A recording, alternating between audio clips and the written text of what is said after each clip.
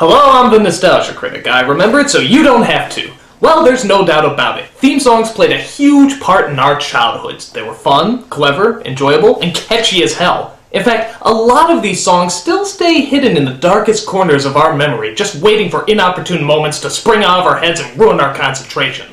So, that's why today, I'm paying tribute to the top 11 best nostalgic songs ever. Why top 11? Because I like to go one step beyond. So, sit back and enjoy the top 11 catchiest nostalgic theme songs.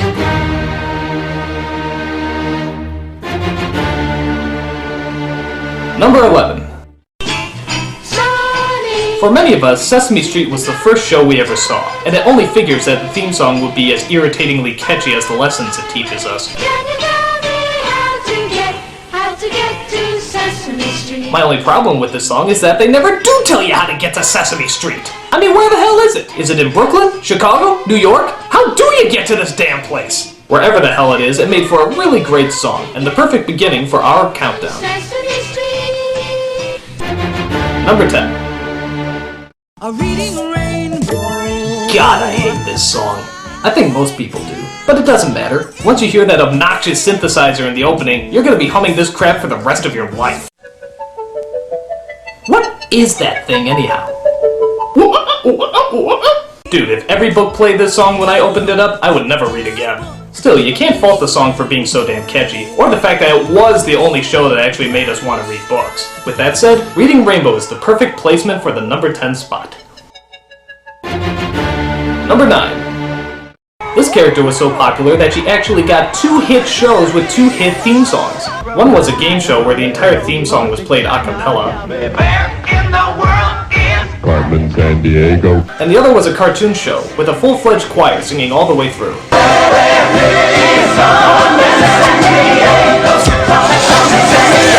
I think the game show one is a little bit catchier, but the cartoon deserves an honorable mention. And when you're doing a show that's trying to be educational, you sure as hell better write something that our short attention spans can remember. Whichever one you like better, Carmen Sandiego definitely knew how to keep a good song in our heads. Number 8. Fuck yeah! Not only did this show have a great song, but it also had a kick-ass opening as well. I mean, look at that animation. How can you not be hyped after watching this opening? With the rock guitar, female singers, and fast-paced beat, Thundercats had us all ready for action.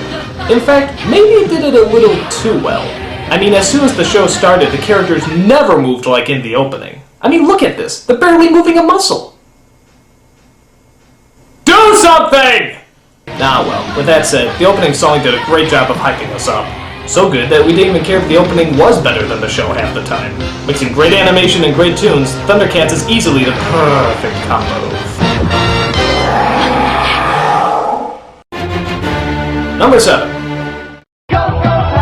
Alright, as much as I hate this show, I have to admit I really do love this theme song. It was the only thing I ever looked forward to whenever this show came on. And when the song ended, so did my tolerance for the show.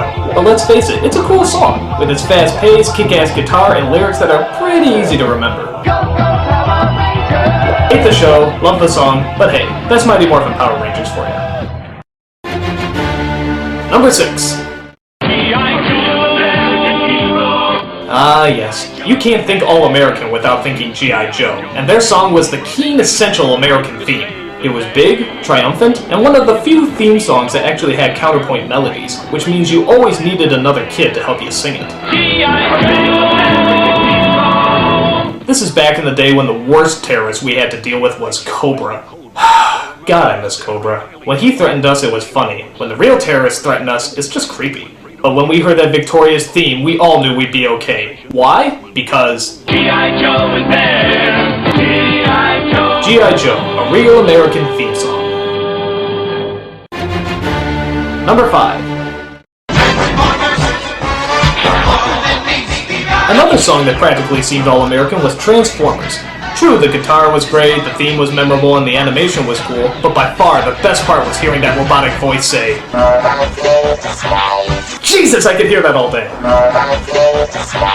Oh, and don't think we weren't pissed when the song wasn't in the recent live-action movie. I saw people actually wait until the end of the credits to hear the song. What'd we get? Nothing. The fucking sequel better have the song. In fact, you could probably use that for good marketing. You could actually call the film Transformers 2, yes, this one actually has the theme song. I guarantee ticket sales would go through the roof. Why? Because this song is that fucking good. Transformers, it's more than meets the ear. Number 4.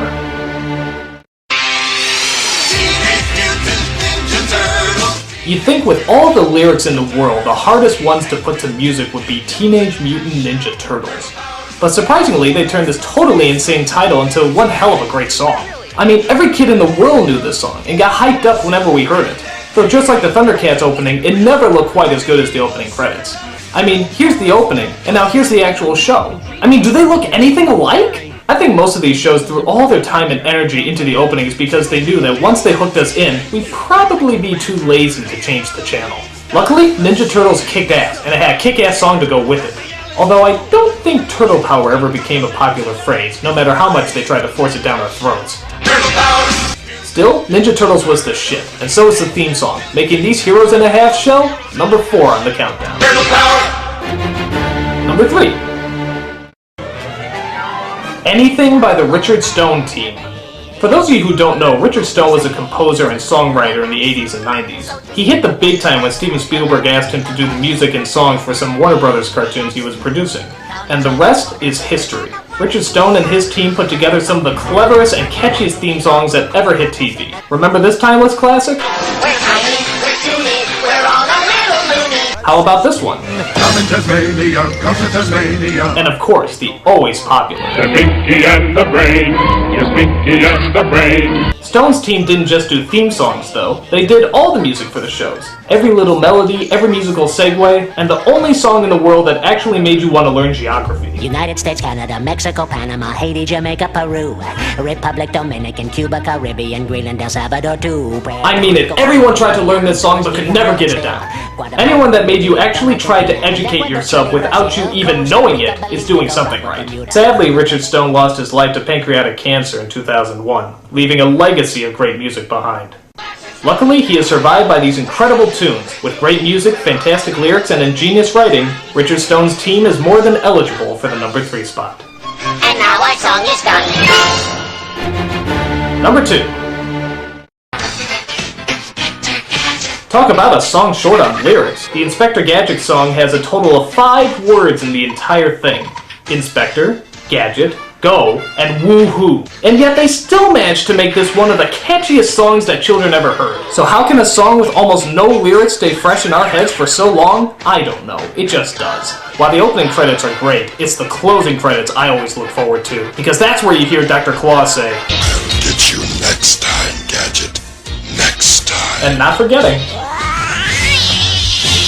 The whole song kind of sounds like an 80s computer booting up, but for some reason you can't get enough of it. It's a weird love-hate relationship you have with some songs, kind of like Devo. I mean, you know it was really weird, but for some reason it always stays in your head. Why?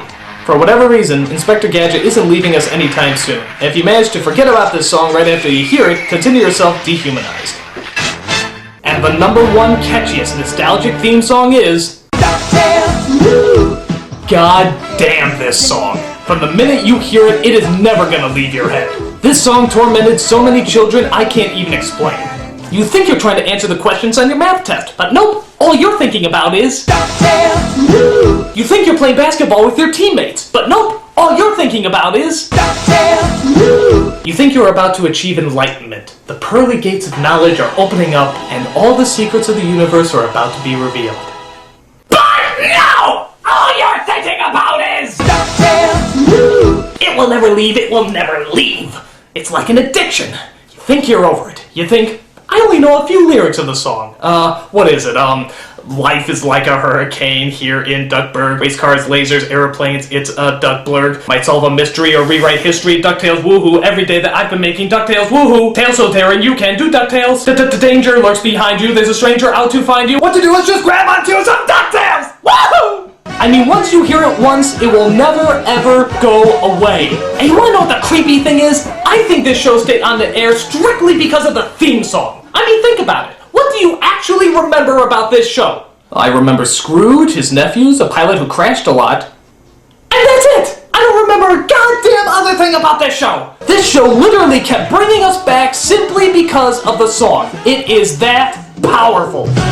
So now that you've heard the catchiest nostalgic song of all time, tell the people, warn them, don't let them hear the song, because once it gets into your head, it buries its way into your brain, festering until it blooms into a gigantic ball of human waste that'll eat you alive! Warn the people! Warn the people! I'm the nostalgia critic. I remember it so you don't have to.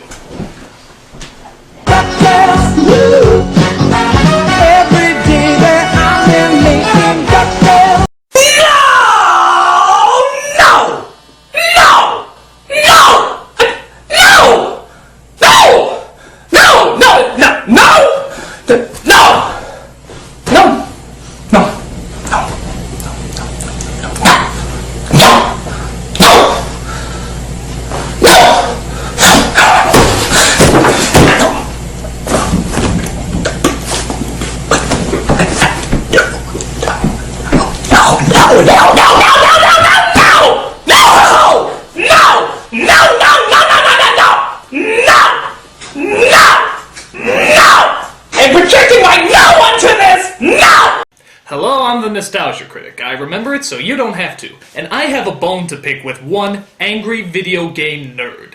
At least once a week, one of your fans comments on my video saying that I am very similar to you. Oh yeah, an angry critic who's obsessed with the past? Never seen one of those before.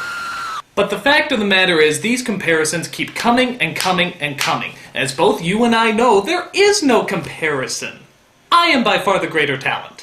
I mean, you may have reviewed bad video games, but I reviewed bad movies based on bad video games, which is far worse. You may have reviewed the third Ninja Turtles movie, but I had the courage to review all 3 in a row. P.S. Horribifuckus is still copyrighted. And you may have beaten the shit out of Bugs Bunny, but that's nothing. Here's a taste of what I do to myself.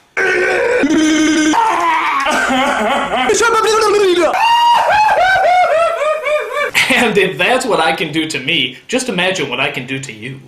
So, I say to you, angry video game nerd, if that is your real name, keep your fans under control. You don't see my fans leaving threatening comments all over your videos, like they should be. So, please, leave this petty, jealous rage behind you and simply acknowledge that I'm the better man. If you accept this defeat, please respond by leaving absolutely no comment whatsoever. In fact, don't even respond to this video. In fact, act like you have a million other things going on in your life that you wouldn't even have time to watch this video, let alone respond to it. Do that, and I will accept your apology. But if there are any more outbursts out of you, Mr. Video Game Nerd, I swear to God, there will be words. Followed by some more words. Followed by maybe a few more words. And then topped off with an ass whooping! I am talking nerd on critic action, and I assure you it will not be pretty. It will be very unpretty-able. I'm the Nostalgia Critic. I remember it so you don't have to.